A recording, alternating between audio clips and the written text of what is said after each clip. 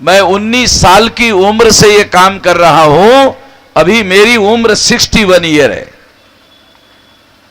तो 41 साल से मैं इतना बड़ा ये संगठन बनाने के काम में लगा हुआ था।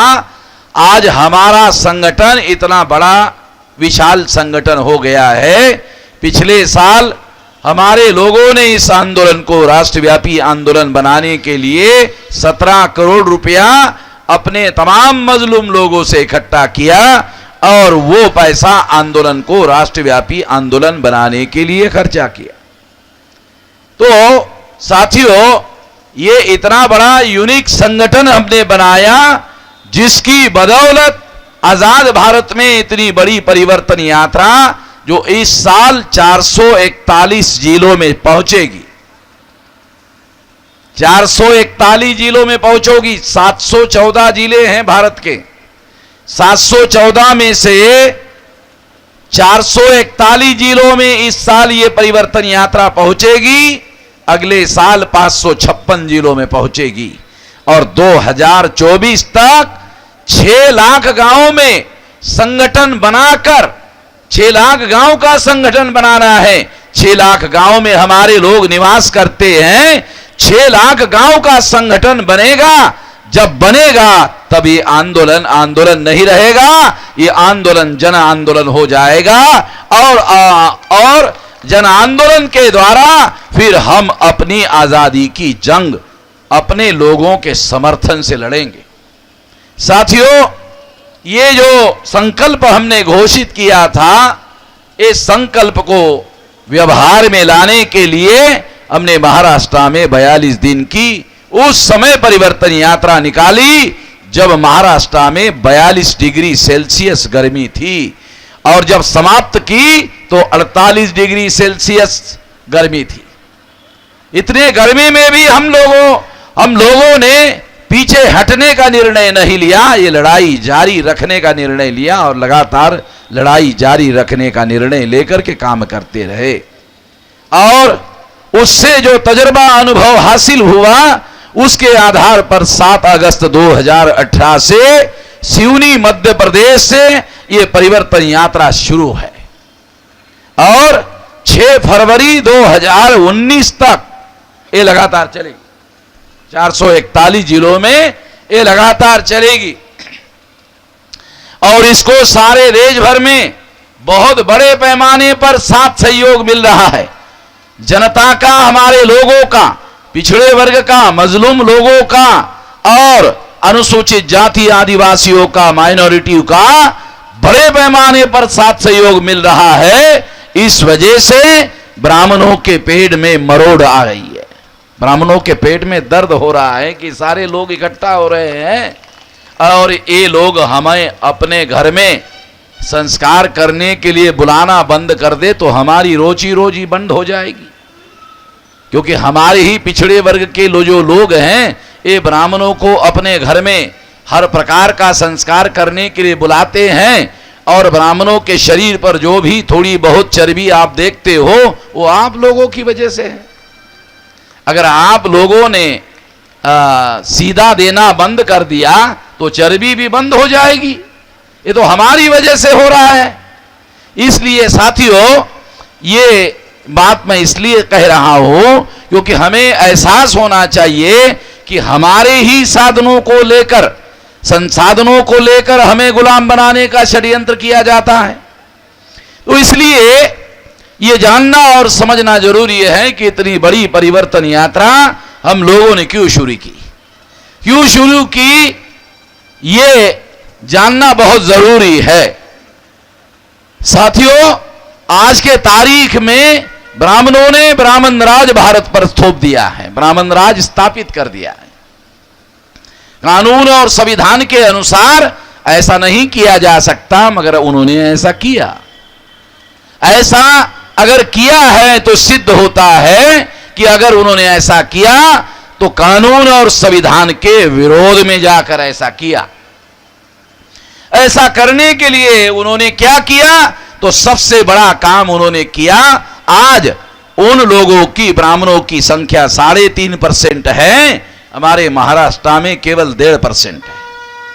सारे देश भर में 3.5% है। अगर देश में ईमानदारी से चुनाव करवाया जाए तो ब्राह्मण ग्राम पंचायत का पंच नहीं चुनवा सकता, सरपंच बनाने का सवाल ही नहीं। जो लोग इस देश के ग्राम पंचायत का सरपंच नहीं बना सकते, वो देश की पंचायत का प्रधानमंत्री बना रहे हैं, प्रधानमंत्री नॉमिनेट कर रहे हैं। ये जो नरेंद्र मोदी है, ये कहता है कि हम चाय वाले हैं, चाय बेचने वाले हैं, तो इसका मतलब वो ये कहता है कि हम बैकवर्ड है। ठीक है, तो ब्राह्मणों ने एक बैकवर्ड को, एक नरेंद्र मोदी को देश का प्रधानमंत्री नॉमिनेट किया। इसलिए मैं ऐसा कहता हूं कि Narendra Modi is not a real prime minister of India, he is a nominated prime minister of India and nominated by ब्राह्मण। ये ब्राह्मणों के द्वारा नॉमिनेट किया हुआ प्रधानमंत्री है, ये सही और सच्चा प्रधानमंत्री नहीं है। आप लोगों को अंग्रेजी का जो नॉमिनेटेड शब्द है, इसका वास्तविक अर्थ आप लोगों को अंग्रेजी होने की वजह से, संवैधानिक शब्द होने की वजह से आपको पता नहीं है। इसलिए मैं थोड़ा देसी भाषा में आपको समझाना चाहता हूं। मैं भी देहाती आदमी हूं, किसानों का बेटा हूं, इसलिए आपको उदाहरण देकर समझाना चाहता हूं। और समझाने के लिए जो उदाहरण देना पड़ेगा, उसके लिए मैं महिलाओं की माफी मांगना चाहता हूं। पहले ही गांव में शादी होती है, आदमी शादी करके अपने घर में बीवी लाता है, और जब परिचय कराता है कि ये मेरी शादीशुदा बीवी है, दूसरा आदमी पूछता है ये कौन है? कहता है ये ऐसी ही रखी हुई है, ये शादीशुदा है और ये ऐसी रखी हुई है। ये नरेंद्र मोदी भी ब्राह्मणों का ऐसे ही रखा हुआ है। तो उदाहरण देने के बाद आपको समझ में आया। अंग्रेजी में नॉमिनेटेड कहां, आपको समझ में नहीं आया, इसलिए मुझे मजबूर होकर उदाहरण दे के समझाना पड़ता है। क्योंकि हमारे लोगों को जितना समझ में आता है, बोलने से ज्यादा समझना जरूरी है। हमारा बोलना इतना महत्वपूर्ण नहीं है, उतना समझना बहुत जरूरी है। क्योंकि मैं तो समझ चुका हूं, अगर हमारे लोग भी समझ जाए तो फिर हमारा काम आसान हो जाता है, परिवर्तन करना आसान हो जाता है। इसलिए ये उदाहरण मैं आपको दे रहा हूं। दूसरा उदाहरण देकर ये बात मैं आप लोगों को समझाना चाहता हूं कि नरेंद्र मोदी को जब ब्राह्मणों ने देश का प्रधानमंत्री नॉमिनेट किया, तो नॉमिनेट करने के बाद नरेंद्र मोदी ने जब शपथ ली तो पहला निर्णय लिया कि ओबीसी की, पिछड़े वर्ग के लोगों की जाति आधारित गिनती नहीं होगी। कुत्तों की गिनती होगी, जानवरों की गिनती होगी, जंगली जानवरों की भी गिनती होगी, मगर पिछड़े वर्ग के लोगों की गिनती नहीं होगी। पिछड़े वर्ग का ही प्रधानमंत्री और पिछड़े वर्ग के ही विरोध में फैसला कर रहा है। पहला फैसला नरेंद्र मोदी ने लिया। दूसरा फैसला, 314 बच्चे IAS IPS IRS पास किया। लाल बहादुर शास्त्री इंस्टीट्यूट में मसूरी में 2 साल का ट्रेनिंग पूरा किया, और ट्रेनिंग पूरा करने के बाद फाइल जब प्रधानमंत्री नरेंद्र मोदी के पास गई, फाइल को रद्द कर दिया गया। ऑल इंडिया की परीक्षा पास किए हुए पिछड़े वर्ग के विद्यार्थियों को नरेंद्र मोदी ने पोस्टिंग नहीं दिया। तीसरा निर्णय नरेंद्र मोदी ने लिया कि पिछड़े वर्ग का जो कमीशन था वो रद्द कर दिया, और अब कहता है कि हमने उसको संवैधानिक अधिकार दिया, संवैधानिक दर्जा दिया। मैं कहता हूं जो पिछड़े वर्ग का कमीशन आने के पहले SC और ST का कमीशन था, उसको भी संवैधानिक दर्जा दिया हुआ है, मगर उसको कोई कुत्ता नहीं पूछता। अगर उसको कोई कुत्ता नहीं पूछता तो पिछड़े वर्ग के कमीशन को, वो भी चेयरमैन उसका कमीशन कोई न कोई ब्राह्मण नॉमिनेट करेगा, तो उसको कौन पूछने वाला है? तो ये केवल वोट लेने के लिए किया हुआ मामला है और कुछ नहीं है। और अभी कुछ दिन पहले नरेंद्र मोदी की सरकार ने फैसला किया कि 2021 में ओबीसी की जाति आधारित गिनती करेंगे।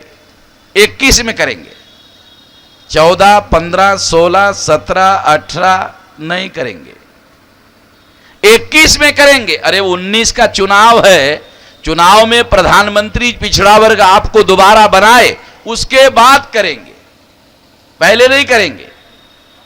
इसका मतलब यह है कि वोट लेने के लिए करेंगे कह रहे हैं, वोट देने के बाद कहेंगे कि अब ये जरूरी नहीं है, क्योंकि ये तो सरकार जुमलेबाज लोगों की सरकार है, जुमले बोलती रहती है, हम लोग सुनते रहते हैं। तो ये जुमले बोलने वाले लोगों की सरकार है, इसको हम लोगों को ध्यान रखना जरूरी है। नरेंद्र मोदी विकास के ऊपर बहुत लंबे लंबे भाषण करता है, आप लोगों को मालूम है। विकास विकास विकास विकास विकास विकास, घंटे घंटे भाषण करता है विकास के ऊपर। और अभी 15 अगस्त को 1.5 घंटा बोला, भाषण में विकास हो गया। और ओबीसी के लोगों को विकास करने के लिए एक नया पैसा नहीं दिया। बजट में 4.5 साल हो गए, एक नया पैसा बजट में वो नरेंद्र मोदी ने नहीं दिया। और अगर एक नया पैसा नहीं दिया तो बगैर पैसे से विकास कैसे होगा? नरेंद्र मोदी के भाषणों में विकास हो रहा है, मगर धरातल पर विकास कहीं दिखाई नहीं दे रहा है। और बजट का कोई प्रावधान पिछड़े वर्ग के लोगों को नहीं किया गया है। पिछड़े वर्ग के जो बच्चे जिनको वजीफा दिया जाता था, स्कॉलरशिप दी जाती थी गरीब बच्चों को महाविद्यालय में पढ़ने के लिए, पिछड़े वर्ग के बच्चों की स्कॉलरशिप बंद करवा दी।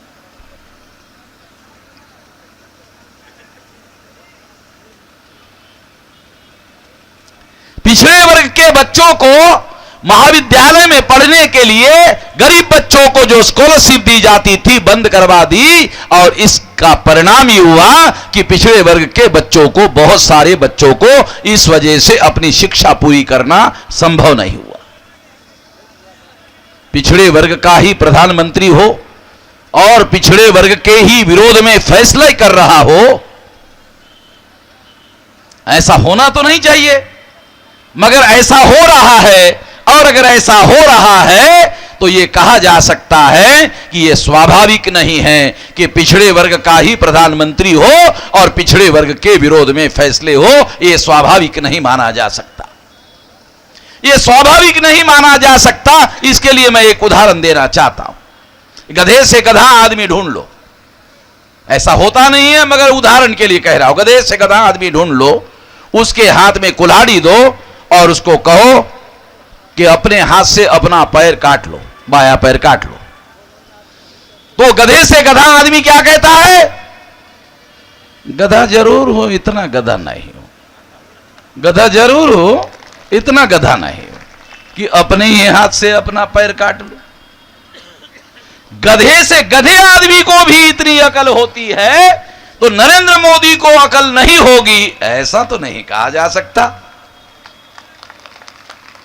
कि नरेंद्र मोदी को गधे से गधे आदमी से भी कम अकल होगी, ऐसा नहीं कहा जा सकता।